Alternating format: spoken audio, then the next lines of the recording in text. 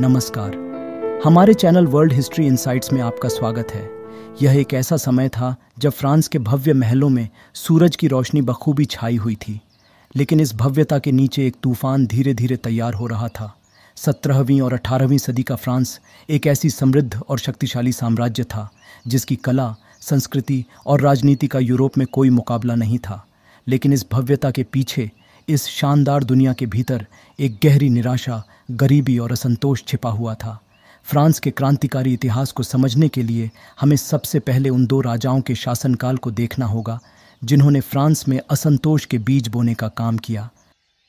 Louis 14वें, जिसे सूर्य राजा के नाम से जाना जाता है, 1643 में सत्ता में आए थे और करीब 70 वर्षों तक वह यूरोप के सबसे लंबे समय तक शासन करने वाले सम्राट बने रहे।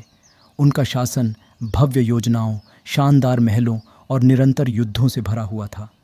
सूर्य राजा का उद्देश्य था कि फ्रांस को यूरोप का केंद्र बनाया जाए, राजनीतिक, सैन्य और सांस्कृतिक दृष्टि से, और इस उद्देश्य में वह काफ़ी हद तक सफल भी रहे। वर्साय का महल अपनी भव्यता और विशाल बगीचों के साथ फ्रांस की शक्ति और संप्रभुता का प्रतीक बन गया। लेकिन इस भव्यता की एक भारी कीमत थी। लुई 14वें ने निरंकुश सत्ता का प्रयोग किया और अपने अधिकार को भगवान का आदेश मानते हुए किसी को भी अपनी शक्ति पर सवाल उठाने का अधिकार नहीं दिया। उनकी लगातार चल रही युद्धों, खासकर स्पेन के उत्तराधिकार युद्ध और फ्रांको डच युद्धों ने फ्रांस की खजाने को खाली कर दिया। राज्य की वित्तीय स्थिति दयनीय हो गई और आम जनता पर करों का बोझ बढ़ गया। लुई 15वें, जिन्होंने 1715 में लुई 14वें के बाद सत्ता संभाली, उनके सामने एक ऐसी स्थिति थी जिसमें फ्रांस पहले ही संकट में था। लुई 15वें ने अपने दादा के समान भव्यता का अनुसरण किया, लेकिन उनकी खुद की कोई विशेष क्षमता या दृष्टिकोण नहीं था। उनके शासनकाल में फ्रांस की वित्तीय स्थिति और भी खराब हो गई। राज्य का कर्ज और बढ़ गया और सरकार गरीबों को कुछ राहत देने में नाकाम रही। फ्रांस का सामाजिक ढांचा भी असंतोष के पीछे एक बड़ी वजह था। फ्रांस की सामाजिक व्यवस्था, जिसे एंशियन रेजीम कहा जाता था, 3 हिस्सों में बटी हुई थी: धर्मगुरु, कुलीन और आम लोग। पहले 2 हिस्सों, धर्मगुरु और कुलीनों को कई विशेषाधिकार प्राप्त थे, जिनमें सबसे बड़ा विशेषाधिकार था करों से मुक्त रहना। जबकि तीसरी वर्ग यानी आम लोग, जिनमें किसान, कारीगर और बुर्जुआ शामिल थे, उन्हें सभी करों का भार उठाना पड़ता था और उनके पास शासन में कोई प्रतिनिधित्व नहीं था। यह असमानता आम लोगों में गहरी असंतुष्टि का कारण बनी। लुई 15वें के शासन में कुलीनों का ध्यान अपनी व्यक्तिगत विलासिता और विशेषाधिकारों पर केंद्रित था, जबकि आम लोग गरीबी और अभाव में जी रहे थे। जबकि राजा और उनके मंत्री अपनी महंगी जीवन शैली में मग्न थे, गरीबों की हालत और बिगड़ती जा रही थी। लोग भूख और महंगाई से परेशान थे, लेकिन राज्य और कुलीनों की ओर से उन्हें कोई राहत नहीं मिल रही थी।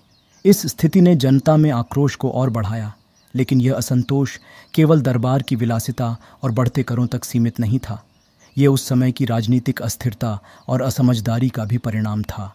7 साल का युद्ध फ्रांस की आर्थिक स्थिति को और भी बिगाड़ दिया। फ्रांस की हार ने न केवल उसकी शक्ति को कमज़ोर किया, बल्कि राज्य के खजाने को भी खाली कर दिया।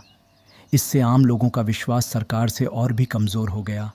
इस समय के दौरान फ्रांस में कुछ ऐसे विचार भी फैलने लगे थे जो लोगों में बदलाव की भावना पैदा कर रहे थे।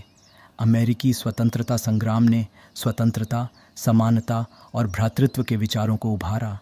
फ्रांसीसी जनता उन विचारों को देख रही थी और धीरे धीरे ये सवाल उठने लगे थे कि क्या ये विचार फ्रांस में भी लागू हो सकते हैं। लेकिन इस असंतोष के बढ़ने के लिए कुछ और भी आवश्यक था, यानी आर्थिक और सामाजिक ढांचे को समझना।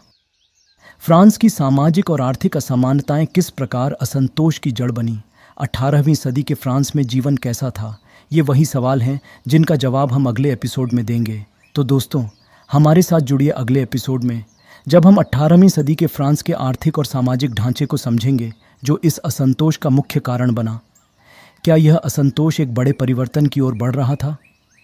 आइए जानें कि उस समय के समाज में असमानता ने कैसे फ्रांस को एक नई दिशा की ओर मोड़ा। आज के इस सफ़र में हमारे साथ जुड़ने के लिए धन्यवाद। क्रांति अब ज़्यादा दूर नहीं है और जनता की आवाज़ें गूंजने लगी हैं। हम इस यात्रा में आगे बढ़ते रहेंगे और आने वाले एपिसोड्स में इस क्रांति की ओर गहराई से पड़ताल करेंगे।